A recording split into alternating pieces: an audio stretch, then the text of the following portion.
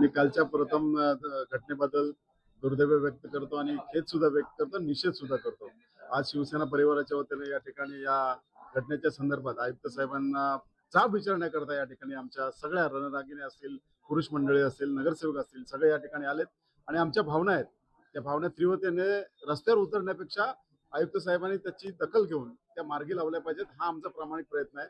या ठिकाणी गतवर्षी जी महिला खरात म्हणून तिचं निधन झालं, ती चौकशी अजून संपली नाही. तिला त्यांच्या बच्चूला या ठिकाणी आणलं गेलं, त्यांना आर्थिक मदत सुद्धा मिळाली नाही.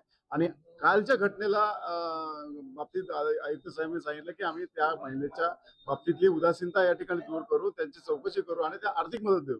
गतवर्षीचा अजून म्हणजे तो तपास पूर्ण झाला नाही आणि दुसऱ्या महिलेच्या बाबतीत सुद्धा असं होतंय. त्यामुळे हे दुर्दैव आहे. हे तपास यंत्रणा किंवा चौकशी कधी संपणार आहे? चौकशीच्या गर्तेतून कधी आपण बाहेर येणार? हा प्रामाणिक प्रश्न आमचा या ठिकाणी आहे आणि आम्हाला या ठिकाणी सर्वसामान्य नागरिकांना आरोग्याच्या संदर्भातली सगळी सुखसुविधा या ठिकाणी मिळावी. म्हणजे सुपर स्पेशालिस्ट रुग्णसेवा या ठिकाणी मिळावी. आयुर्वेदचं रुग्णालय आहे किंवा प्रसूती करतानाही आहे, तर सगळ्या कामासाठी, सगळ्या उपचारासाठी झालं पाहिजे. आपले रुग्ण या नवी मुंबईच्या शहराच्या बाहेर गेले नाही पाहिजे. कारण ही नवी मुंबई महापालिका एक श्रीमंत महानगरपालिका म्हणून ओळखली जाते. या महानगरपालिकेच्या बाबतीत या ठिकाणी उदासीनता असल्या कारणामुळे अशा घटना या ठिकाणी वारंवार घडतायत. आणि अतिशय गंभीर हा पालिकेच्या रुग्णालयात हा प्रकार झालेला आहे आणि मला वाटतंय आमच्या शिवसेनेच्या सगळ्या महिला रणरागिणी या ठिकाणी या प्रश्नावरती अतिशय आक्रमकपणे आयुक्तांना बोललेले आहेत की त्या सगळ्या अधिकाऱ्यांचं निलंबन होणं तात्काळ गरजेचं आहे.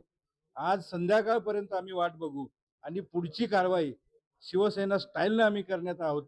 आजची परिस्थिती अशी आहे की स्मार्ट सिटीच्या नावाखाली ही नवी मुंबई महानगरपालिका देशामध्ये आज नामांकित आहे आणि अशा महानगरपालिकेमध्ये अशा ओव्हरडोस देऊन आत्ताच आमचं एक मला वाटतं बेबी आणलेलं आमच्या ताईने या ठिकाणी घेतलेलं होतं. ते इतक्या भयंकर परिस्थितीत या नवी मुंबई महानगरपालिकेचं वर्षातून एक दोन तरी असे इन्सिडेंट्स अशा पद्धतीने होत आहेत आणि ते फक्त गर्भवती महिलांच्या बाबतीतच होत आहेत.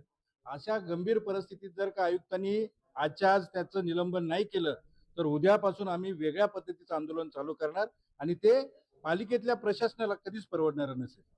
सर्वप्रथम आपण काल घडलेल्या ऐरोली प्रकरणाचा निषेध करत आयुक्त महोदयांकडे सातत्याने याच मागण्या करतोय की काल झालेल्या प्रकरणात जसं पालिका प्रशासन दोषी आहे, त्यामुळे शवविच्छेदन प्रक्रिया ही नवी मुंबई महानगरपालिकेच्या अंतर्गत न होता बाह्य रुग्णालयांना देण्यात यावी.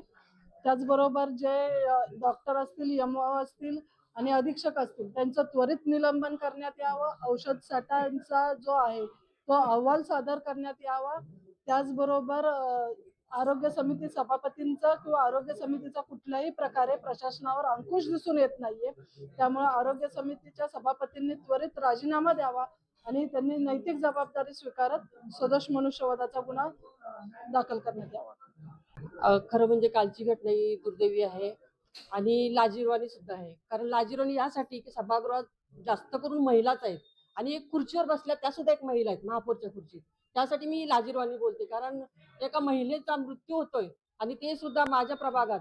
आम्हाला जास्त लाजिरवाणी होते, कारण जेव्हा मी रवी म्हात्रेंना फोन केला तर काय झालं, काय घडलं, तर ते बोलले मला काय काही रिएक्शन झाली आहे, मी तुम्हाला थोड्या वेळात फोन करून याची चौकशी करून माहिती देते. परंतु मला अद्यापपर्यंत त्यांनी माहिती दिलेली नाहीये. आणि दुसरी गोष्ट म्हणजे खरोखर या महिलेला न्याय मिळेल का नाही मिळेल ही सुद्धा शंका माझ्या मनात आहे.